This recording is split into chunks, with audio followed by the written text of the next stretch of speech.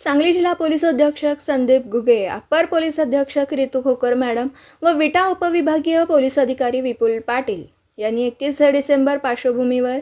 विटा पोलीस ठाणे हद्दीमध्ये सतत पेट्रोलिंग करून कायदा व सुव्यवस्था अबाधित राखत खबरदारी घेण्याचं आवाहन केलं। विटा शहरातील सर्व भागात विटा पोलीस ठाण्याकडील गुन्हे प्रकटीकरण पथक हे विटा पोलीस ठाण्याचे पोलीस निरीक्षक धनंजय फडतरे यांच्या मार्गदर्शनाखाली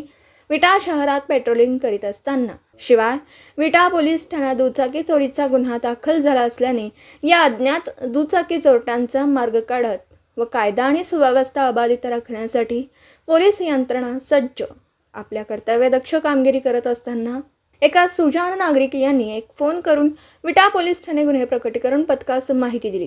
की विटा साळशिंगे रोडवर श्री अनिल बाबर यांच्या भाजप पक्षाच्या कार्यालयासमोर एक इसम विना नंबरची मोटारसायकल घेऊन स्लिप होऊन पडला आहे। सदर त्या ठिकाणी विटा पोलीस ठाणे गुन्हे प्रकटीकरण पथकातील अंमलदार हे तात्काळ सदर ठिकाणी जाऊन दुचाकी अपघातातील इसमास त्याचं नाव, गाव व पोलीस पथकाने विचारलं असता सदर त्या इसमाने त्याचं नाव साजन अरुण चव्हाण, वय वर्ष 24, राहणार काळचंडी, तालुका मान, जिल्हा सातारा असं असल्याचं सांगितलं। त्यास त्यांच्या ताब्यात असलेली विना नंबर प्लेट मोटारसायकलबाबत चौकशी केली असता या पोलीस पथकाला उडवाउडवीचं उत्तर देऊ लागल्याने गुन्हे प्रकटीकरण पथकातील अंमलदार यांनी सदर मोटारसायकलचे चॉईस नंबर व इंजिन नंबरवरून खात्री केली। सदर मोटारसायकल चोरीबाबत विटा पोलीस ठाणे 607/2024 BNS 303-2 प्रमाणे गुन्हा दाखल असल्याचं समजून आल्याने सदर इसमासवरील गुन्ह्यात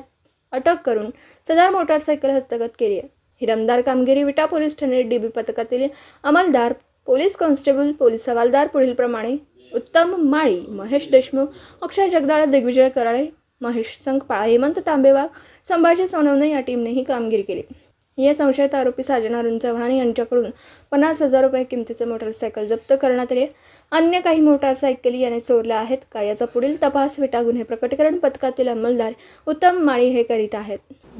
दिवसभरातील घडामोडींचा आढावा घेण्यासाठी पाहत रहा N24 मराठी न्यूज चॅनल।